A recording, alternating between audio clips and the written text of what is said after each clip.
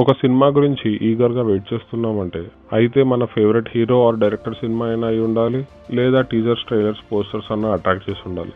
ఇంకొక ఆప్షన్ ఉంది, అదే పెద్ద హీరో సినిమా. పెద్ద హీరో సినిమా అంటే cinema lovers or family audiences blind గా వెళ్ళిపోతారు. ఎందుకంటే స్టార్ హీరో సినిమా కాబట్టి. దానికి పెద్ద రీజన్స్ అవసరం లేదు.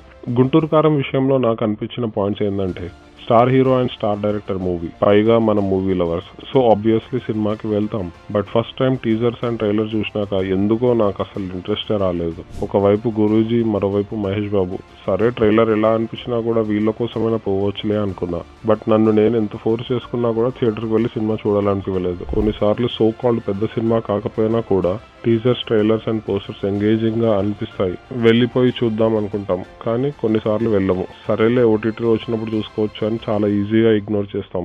In the same way Guntur కారంకి సేమ్ ఫీల్ వచ్చింది. మనల్ని ఎంగేజ్ చేసిన మూవీ ట్రైలర్స్ కూడా కొన్నిసార్లు థియేటర్లో చూడము. ఇంకా mid range cinema promos average గా ఉంటే పిచ్చ లైట్ తీసుకుంటాం. అట్లాంటప్పుడు ఒక star hero and director cinema promos నాకు నచ్చనప్పుడు నేను ఎందుకు ఫోర్స్ఫుల్ గా వెళ్ళాలి? వేరే సినిమాని ఇగ్నోర్ చేసినట్టు దీన్ని కూడా ఇగ్నోర్ చేద్దామని ఫిక్స్ అయ్యి ఇగ్నోర్ చేసేసా. సినిమా రిలీజ్ అయింది. టాక్ ఏంటో అందరికీ తెలుసు. బట్ 2 days తర్వాత బాబు వన్ మ్యాన్ షో అని హ్యాష్ ట్యాగ్స్ చాలా సర్క్యులేట్ అయినాయి సోషల్ మీడియాలో. వన్ మ్యాన్ షో అంటున్నారు, బట్ నాకు మాత్రం ఇంట్రెస్ట్ రావట్లేదు. ఇప్పుడు సోషల్ మీడియా ఎలా అయిపోయిందంటే, ఫ్యాన్స్ యాంటీ ఫ్యాన్స్ సినిమాని ట్రోల్ చేయడం, ఫ్యాన్స్ ఏమో సినిమాలోని చిన్న చిన్న బిట్స్ ని షేర్ చేసి ఇంట్రెస్టింగ్ టైటిల్ పెట్టి ప్రమోట్ చేయడం. సో సోషల్ మీడియాని అస్సలు నమ్మడానికి లేకుండా పోయింది. ఫైనల్లీ ఓటీటీలో చూడడం స్టార్ట్ అయిన 20 minutes కి నాకు ఒకటి గుర్తొచ్చింది. స్టార్టింగ్ లో ఈ మూవీ టైటిల్ అమరావతికి అటు ఇటు అనుకున్నారు. అదే టైటిల్ పెడితే అయిపోయేదేమో.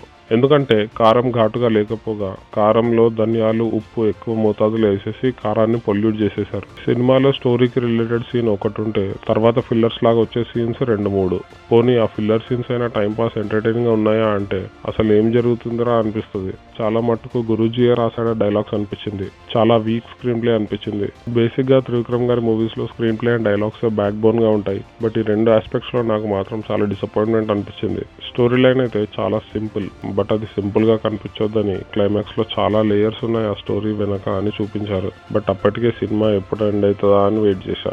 సో ఇట్స్ టూ లేట్ అంటారుగా, అట్లా అనిపించింది.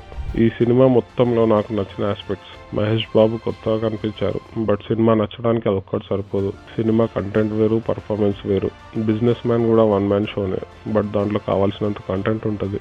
నెక్స్ట్ కొన్ని సీన్స్ లో BGM, but most of the scenes లో వెరీ యావరేజ్ అనిపించింది. అండ్ జగపతి బాబు గారి దగ్గర ఆ కర్ర ఫైట్ బీజిఎం అయితే అబ్సల్యూట్లీ నాన్ సింక్. కొత్తగా ఉంటుందని ట్రై చేశారేమో, బట్ ఇరిటేటింగ్ అనిపించింది. నచ్చని ఆస్పెక్ట్స్ వచ్చేసి త్రివిక్రమ్ గారి వీకెస్ట్ వర్క్ అనిపించింది అండ్ శ్రీలీల, మహేష్ బాబు గారి ఎపిసోడ్స్. మరి ఏం పెట్టినా ఎంటర్టైన్మెంట్ అంటే కష్టం కదా, సో వెరీ బోరింగ్. ఓవరాల్ గా ఈ సినిమా థియేటర్ లో మిస్ అయినా అన్న ఫీలింగ్ అయితే ఎక్కడ కూడా రాలేదు.